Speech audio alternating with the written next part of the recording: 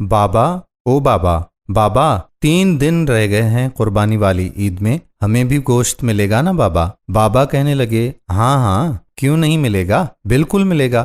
بچی کہنے لگی بابا لیکن پچھلی عید پر تو کسی نے بھی ہمیں گوشت نہیں دیا تھا، اب تو پورا سال ہو گیا ہے گوشت دیکھے ہوئے بھی۔ بابا نے کہا نہیں شازیہ، اللہ نے ہمیں بھوکا تو نہیں رکھا نا میری پیاری بیٹی، ہر حال میں اللہ کا شکر ادا کرنا چاہیے۔ ڈاکٹر صاحب قربانی کے لیے بڑا جانور لے کر آئے ہیں اور ماسٹر جی بھی تو لے کر آئے ہیں نا، ہم غریبوں کے لیے ہی تو قربانی کا گوشت ہوتا ہے، امیر لوگ تو سارا سال گوشت ہی کھاتے ہیں۔ خیر، آج عید قربان پر مولوی صاحب بیان کر رہے ہیں کہ قربانی میں غریب مسکین لوگوں کو نہیں بھولنا چاہیے، ان کے بہت سارے حقوق ہوتے ہیں۔ شازیہ کا باپ بھی نماز ادا کر کے گھر پہنچ گیا۔ گھنٹہ بھر انتظار کرنے کے بعد شازیہ بولی کہ بابا ابھی تک گوشت نہیں آیا۔ بڑی بہن رافیہ بولی چپ ہو جا شازی، بابا کو تنگ کیوں کر رہی ہو؟ وہ چپ چاپ دونوں کی باتیں سنتا رہا اور نظر انداز کرتا رہا۔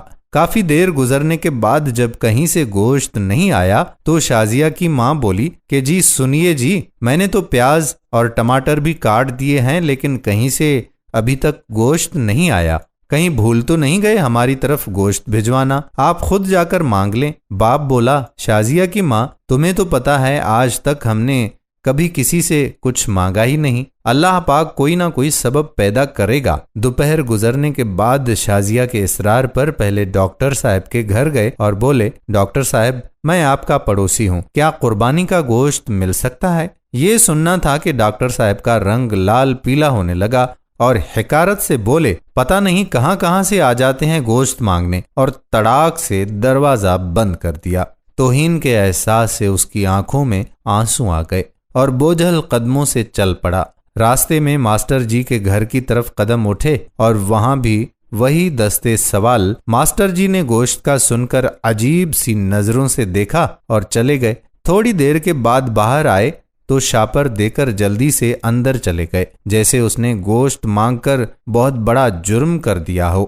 گھر پہنچ کر دیکھا تو صرف ہڈیاں اور چربی۔ خاموشی سے اٹھ کر کمرے میں چلے گئے اور خاموشی سے رونے لگے۔ بیوی آئی اور بولی کہ کوئی بات نہیں، آپ غمگین نہ ہوں، میں چٹنی بنا لیتی ہوں۔ تھوڑی دیر بعد شازیہ کمرے میں آئی اور بولی بابا ہمیں گوشت نہیں کھانا، پیٹ میں ویسے بھی درد ہو رہا ہے۔ یہ سننا تھا کہ آنکھوں سے آنسو گرنے لگے اور پھوٹ پھوٹ کر رونے لگے، لیکن رونے والے وہ اکیلے نہیں تھے، 2 بچیاں اور بیوی بھی آنسو بہا رہے تھے۔